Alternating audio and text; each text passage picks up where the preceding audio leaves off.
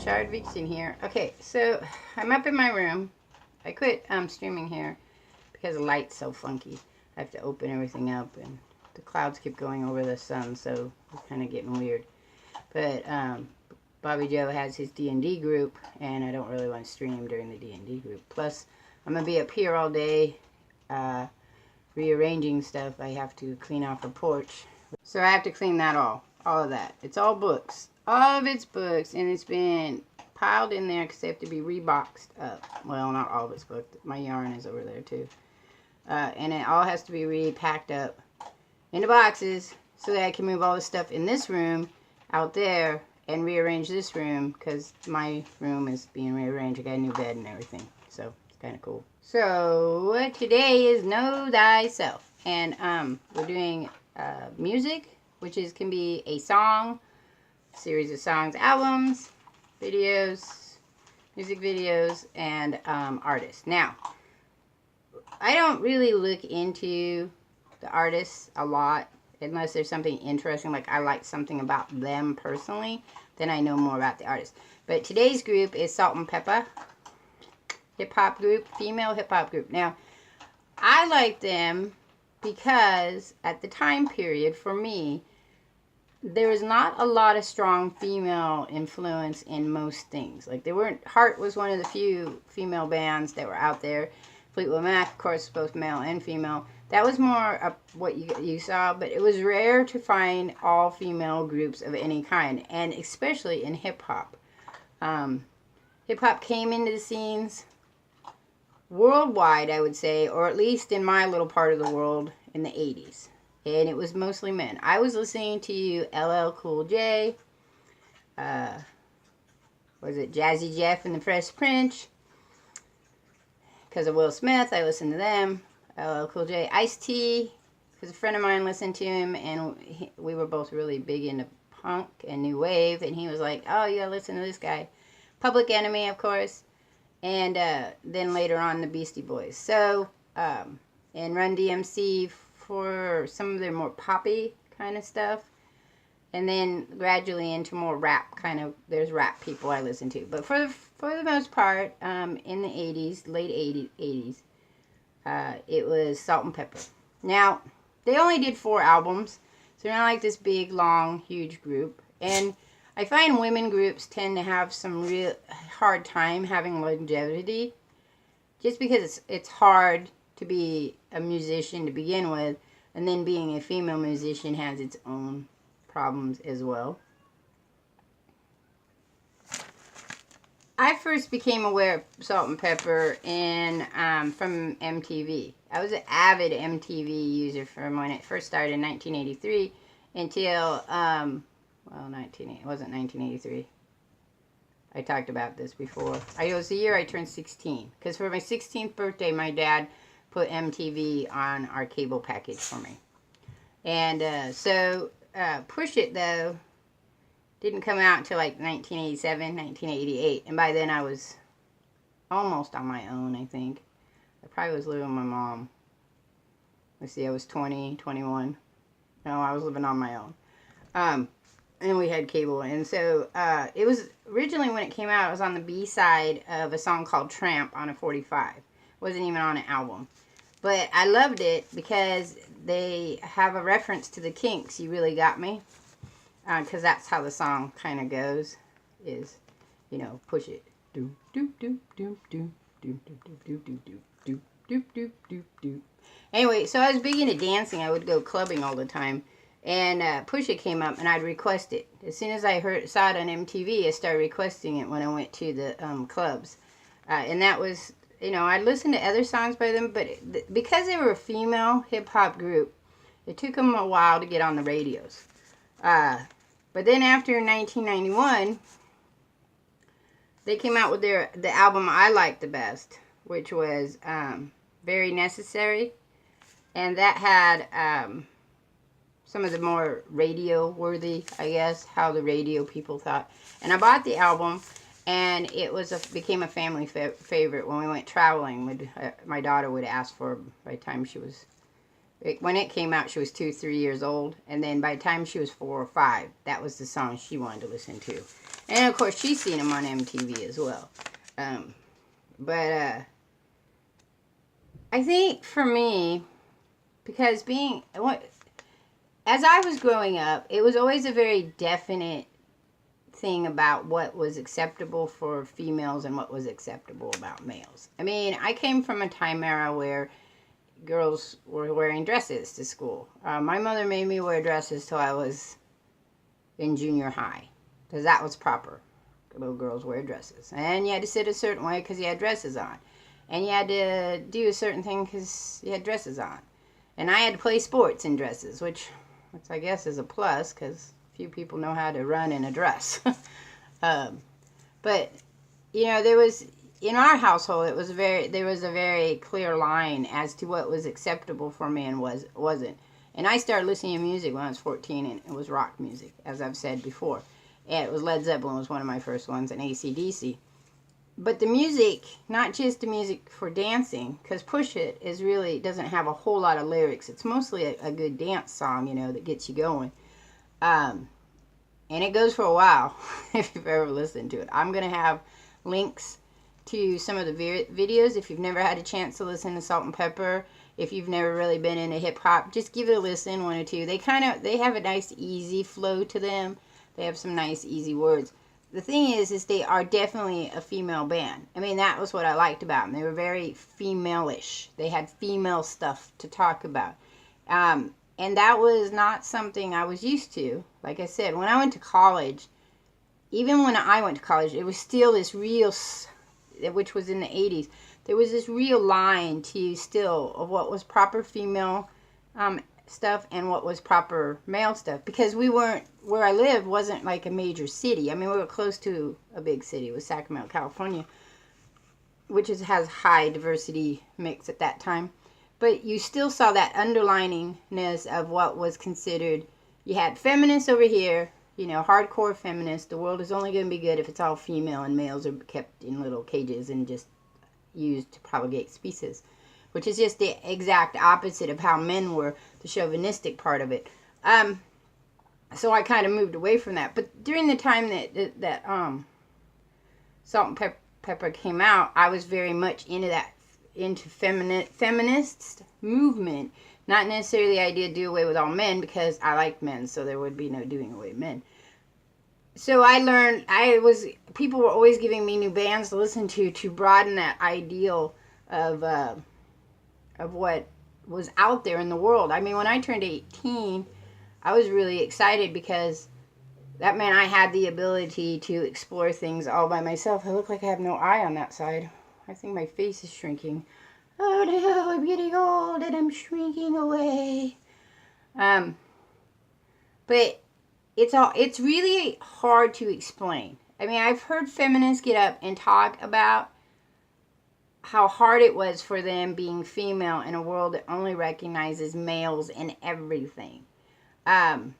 Yes, there have been women singers throughout, and if you read about their stories, how hard it was for them to become singers, or how much males controlled their monies, they controlled their contracts, they controlled their music.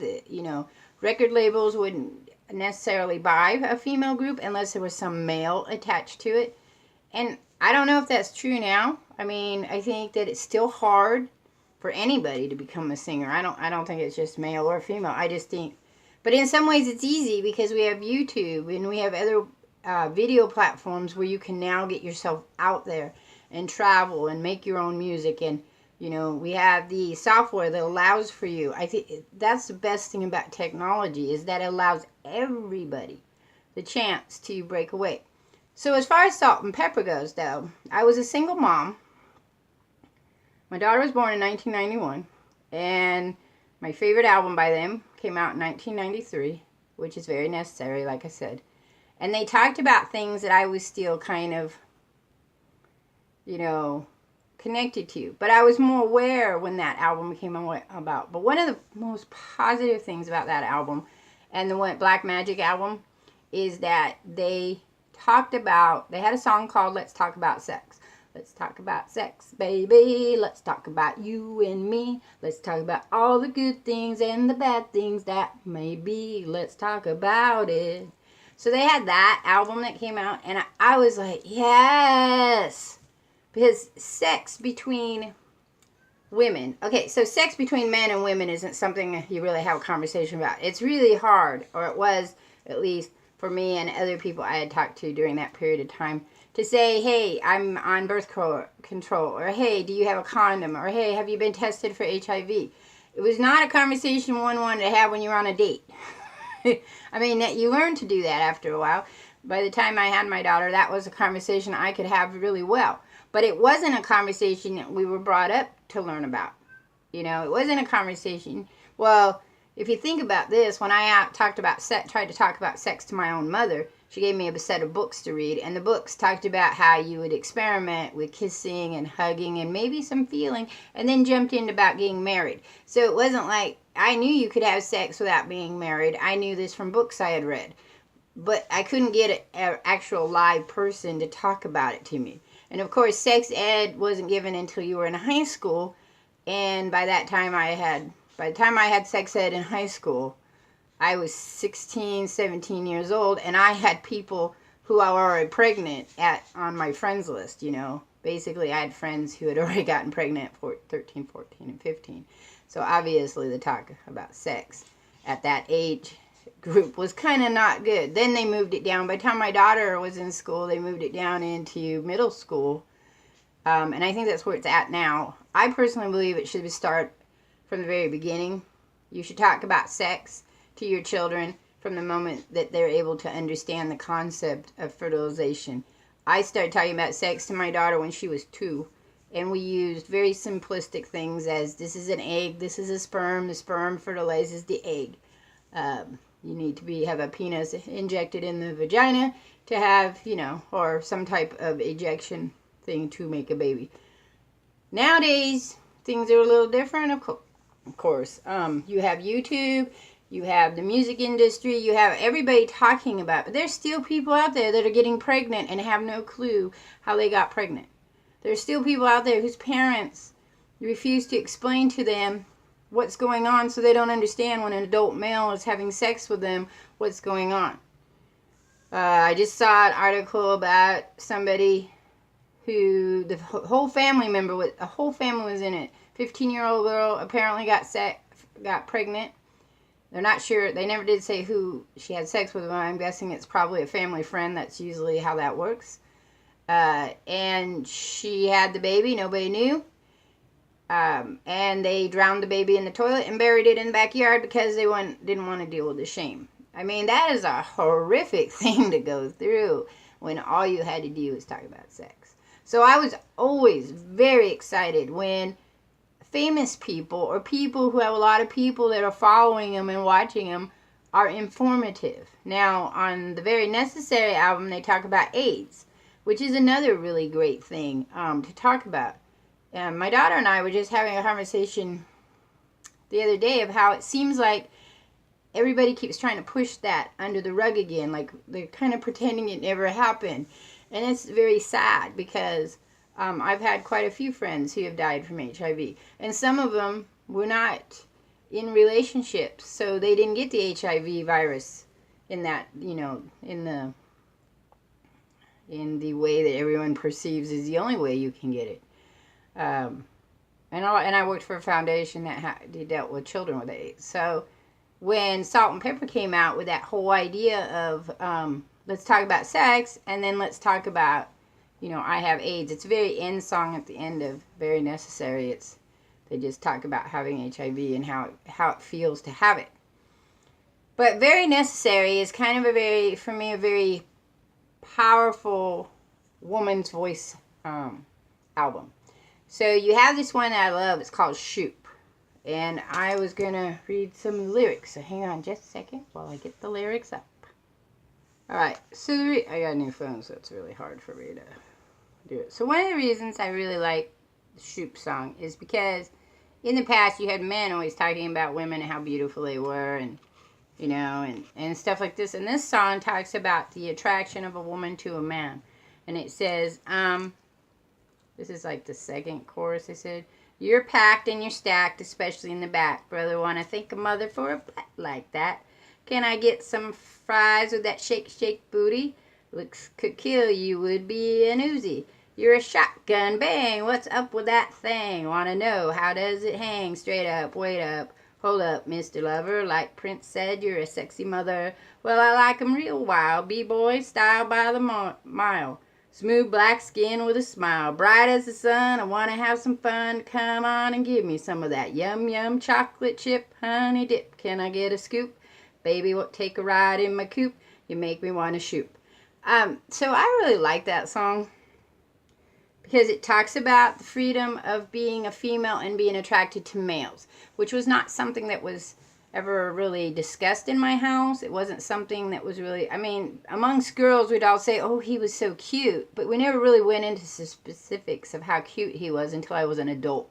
And then when I started working around more adult women and we talk about guys, then you get a little more raunchy, you know. But it always seemed like women always downplayed how big a penis was or how small a penis was or how big a butt was. And you were supposed to feel really bad if that was what you were looking at in a guy, you know, which makes sense. I mean, because we'd get mad at men who would look at women for how big their boobs were or how big their butt was. But I think the idea that it's kind of an interesting equal quality thing, because if guys are doing that, women should be able to do it too.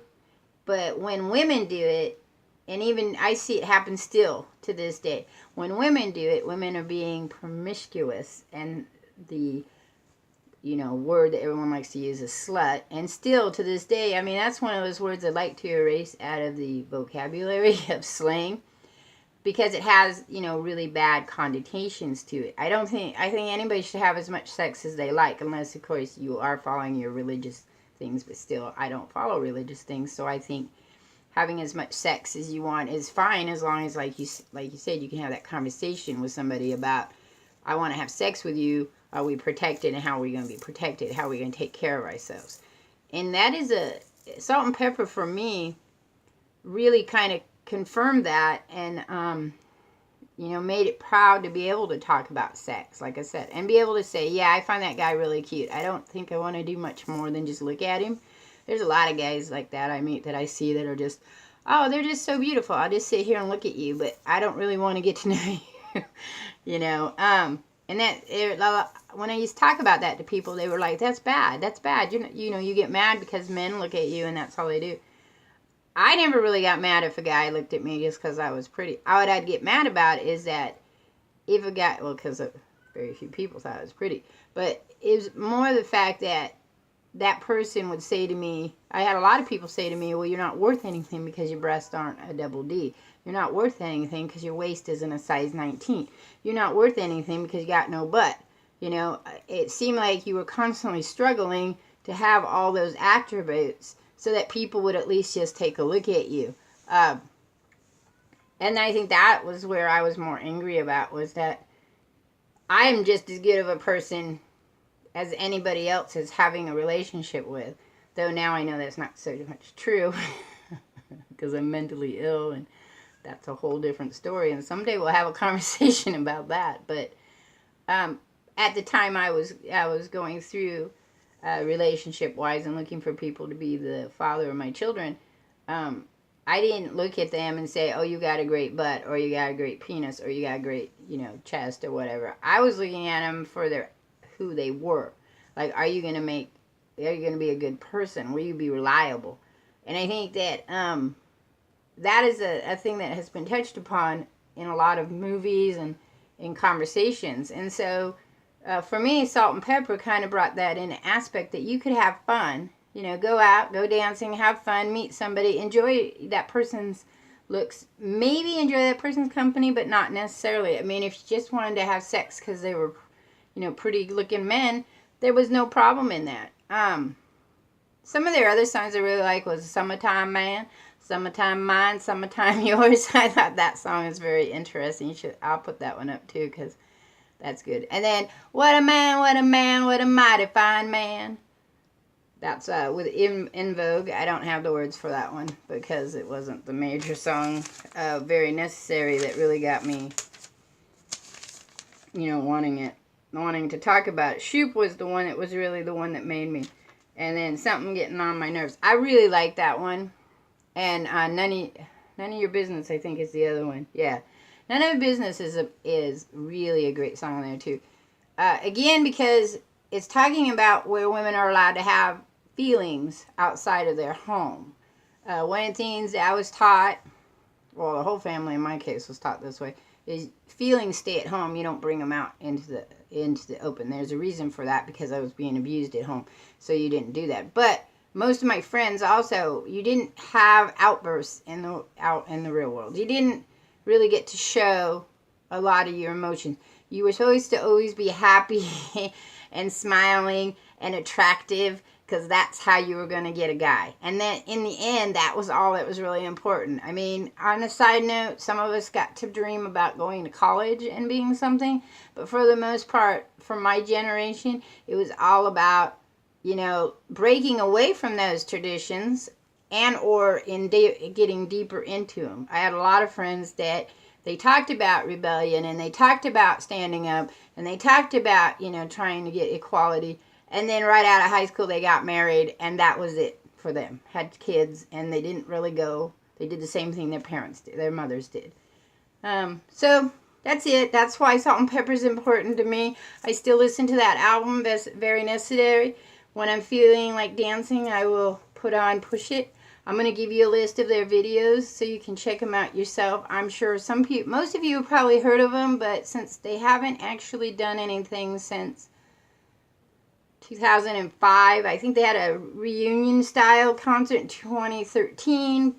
One of those was because MTV or VH1 or one of those, they got Grammys or something where they got an award. But most of my music kind of has dwindled, because I listen to a lot of underground music, rather than radio music, because of the people I've hung out over the years that say, a lot of people don't get on the radio because the radio company gets to decide what we're listening to. The record labels get to decide what we're listening to, and that to me is not the kind of music I want to listen to. I don't want to listen to music that other people get to tell me what to listen to. Alright, so that's it. I'll catch you guys all on the flip side. Of course, the next one is What Does the Vixen Say? I think it's from Snowgoon Gaming, who's a new gamer, so you guys got to check him out. I'll put the shout out for him up on the next one. Alright, I'm out of here. Peace.